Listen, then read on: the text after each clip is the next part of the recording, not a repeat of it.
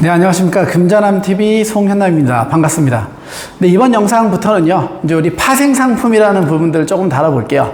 가장 어렵게 생각이 들 수도 있는데요. 또 한편으로는 이해할 수 있다면 가장 수월한 부분이 될 수도 있는 게 파생상품이에요. 우리가 보통 파생상품이다라고 이야기를 하면은요, 이 개념이 제일 어려워요. 기초자산으로부터 파생됐다라는 이야기인 건데, 그래서 파생상품이거든요. 기초자산에서 파생됐다라는 거, 과연 어떤 의미냐? 이런 건데요. 아주 단적인 예로 우리가 옵션 거래를 한번 생각을 해보면은요, 기초자산이라 함은 보통 사고 팔 수 있는 실물의 물건들이에요. 그러니까 예를 들자면 쌀도 파생상품이 될 수 있고요. 금 같은 것들 당연히 되고요. 우리가 사고 파는 주식도 기초자산이 될 수 있는 거예요. 즉 시장에서 거래할 수만 있다면, 사는 사람과 파는 사람이 존재한다면 전부 다 파생상품이 될 수가 있어요. 그러면 파생상품을 갖다가 놓고요, 얘를 이제 여기서 권리를 빼내는 거예요. 매수할 수 있는 권리, 매도할 수 있는 권리. 그러면 야, 내가 그냥 가서 사고 내가 팔면 되는데 굳이 그걸 권리까지 빼내서 팔아야 돼? 당연히 이제 포인트가 하나가 있겠죠. 특정한 물건을요, 시간과 상관없이 가격을 고정해서 언제나 그 가격에 사고 언제나 그 가격에 팔 수 있는 권리를 사고 파는 게 파생상품에서의 옵션이에요. 이렇게 되니까 이제 파생됐다는 게 어떤 의미인지 아시겠죠? 즉 파생상품은요, 기초자산에서 파생을 시킨 가장 큰 이유는 이 기초자산의 가격들이 들쭉날쭉할 수 있잖아요. 올라갔다 내려갔다. 이러한 가격의 움직임이나 변화들을요, 일정하게 통제하고자 만든 상품이 파생상품이에요. 실질적으로는.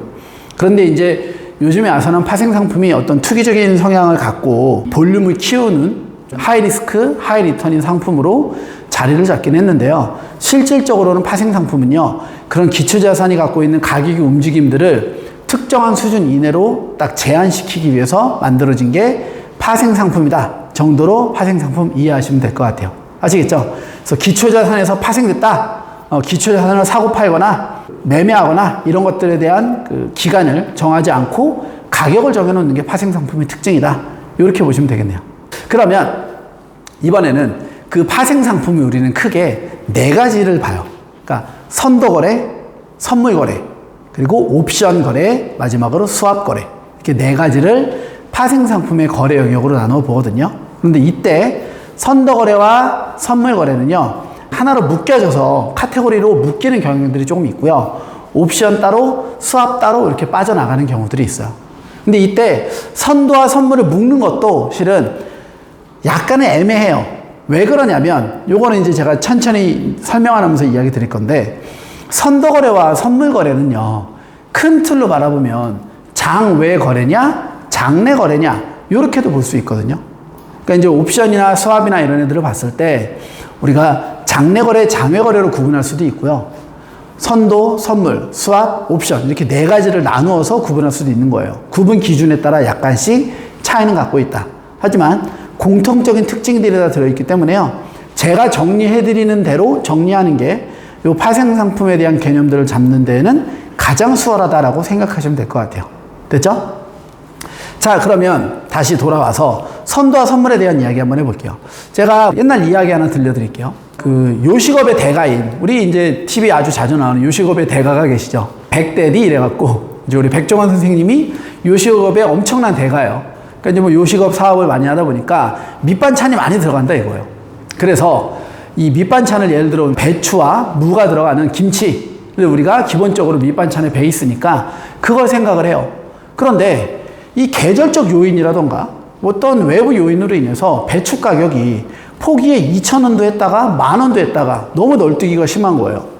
실질적으로 TV를 보면은요, 원재료 가격들을 어느 정도 고정시켜서 그 단가를 되게 디테일하게 계산하잖아요. 하지만 배추나 이런 채소들은요, 미리 사둘 수가 없어요. 왜냐하면 뭐 물르기도 하고 너무 쉬기도 하고 맛이 예상했던 것처럼 나지 않을 수 있으니까 이러한 재료들을 미리 못 사고 당해 계속 구매를 해야 된다는 거예요. 그런데 이렇게 배추 가격의 변동폭이 너무 커버리니까 사업을 하는데 상당히 어려움을 겪었어요. 그래서 이제 제가 하는 이 파생상품 영상을 보고, 아 그래? 그러면 기초자산의 가격이 움직임이 생겨도 내가 가격을 고정시켜야겠어 라는 생각으로 배추를 사러 가요.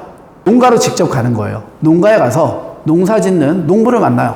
자, 올해 제가 배추 한 1000포기가 필요한데 배추밭 하나에 한 200포기 나온다 이거예요. 그러면 배추밭 5개를 내가 올해 삼아.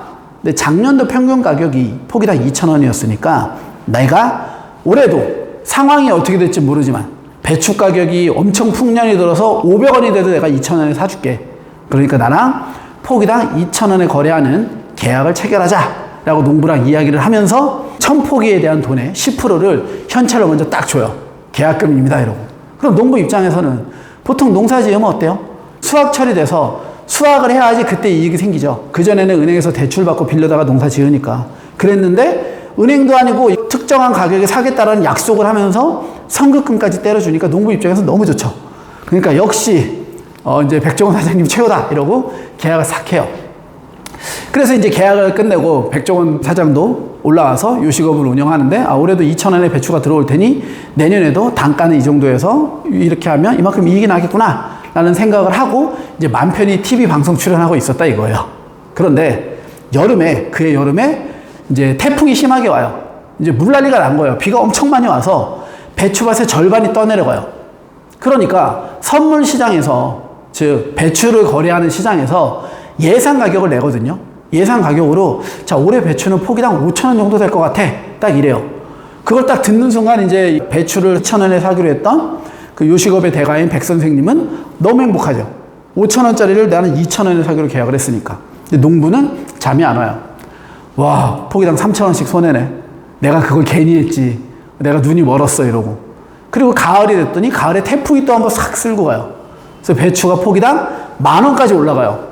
그럼 이제 그때부터는 이제 백종원 선생은 거의 뭐 희낙락이고 농부는 시름시름 앓기 시작해요. 그럼에도 불구하고 김장철이 돼서 배추를 뽑을 시점이 딱 되니까 더 올랐어요. 그래서 포기당 20,000원까지 올랐다 이거예요. 그러니까 이제 농부는 밤에 잠도 안 와요. 미치고 환장할 노릇이에요. 10월 31일에 와서 배추 다 뽑아가기로 했는데 그 10월 31일이 다가올수록 거의 뭐 죽음을 앞둔 사람 마냥 시름시름 앓기 시작해요. 그런데 이제 백 선생님은 10월 31일이 딱 돼서 기쁜 마음으로 1000포기를 실을 차를 싣고 배추밭에 싹 간다 이거예요. 그래서 딱 갔더니만 이제 배추밭에 배추는 온데간데 없고 편지 한 장 딱 놓여 있어요. 백 선생님 죄송합니다. 저는 2,000원에는 죽어도 못 팔 것 같아요. 받았던 계약금은 돌려드립니다. 더블로 딱 놓고 이제 농부는 배추를 뽑아서 갖다 팔고 나르겠죠. 그래도 백 선생은 방법이 없어요. 왜? 사고 팔기로 서로 계약만 한 거지 어떤 강제 조항을 둔 게 없거든요. 심지어 계약금이 페널티였으니까 계약금이 2배를 갖다 놓으니까 할 말도 없어요. 농부는 계약금 2배를 물어줘도 배추값이 2,000원에 파는 거랑 20,000원에 파는 건 10배 올랐으니까 농부는 너무 행복하죠. 지금 제가 설명드린 게 바로 선도거래라는 거예요. 이 선도거래는요 4인 간에 하는 거래요. 개인과 개인끼리 서로의 니즈가 있어요. 나는 이런 조건, 상대방도 이런 조건, 서로의 조건이 맞으면요 그 둘이 하는 직접적인 계약이고요. 그렇기 때문에 강제성이 거의 없어요. 즉 계약 파기가 일어날 가능성이 상당히 높고요. 우리 채무 불이행이라고 하죠. 채무 불이행이 발생할 가능성도 매우 높은 게 선도거래의 특징이 되는 거예요. 아시겠죠? 네. 이번 영상 여기서 자를게요. 다음 영상도 이 이야기 이어서 이제 선물거래 갈 거예요. 그러면 이렇게 황당한 일을 당했던 백 선생이 내년에도 똑같은 일을 당하진 않겠죠. 그러니까 내년에는 조금 더 한 단계 업그레이드 된 방식으로 아마 배추거래를 할 것 같아요. 그래서 다음 영상에서는요, 다음 이야기 통해서요, 선물거래는 무엇인지에 대해서, 그리고 선물거래의 특징에 대한 부분들 설명드려보도록 하겠습니다. 네, 이번 영상 여기까지 해서 파생상품 첫 번째 기본 개념 잡아드렸고요. 선도거래 정의까지 정리해드렸어요. 그럼 다음 영상에서 선물거래 영상으로 찾아뵙도록 하겠습니다. 수고하셨습니다.